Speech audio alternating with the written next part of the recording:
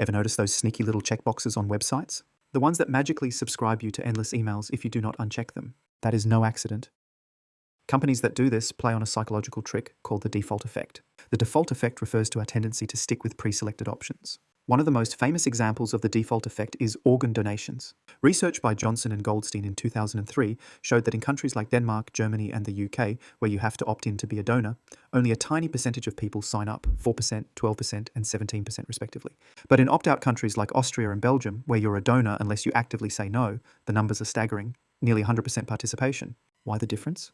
It's not about generosity or civic duty. It's about how the choice is framed.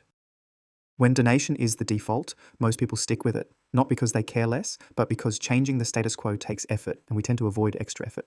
These insights have been so impactful that other places have switched to an opt-out system, such as England in 2020. But the default effect isn't just about life or death decisions.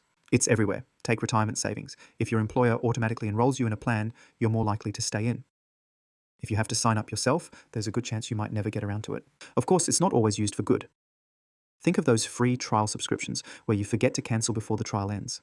Companies bank on you staying in by default, literally. So, next time you see a pre-selected option, stop and ask yourself, am I choosing this or is it choosing me? If you find this content interesting, please like and subscribe to The Behavioural Guru so I can continue to make such content in the future.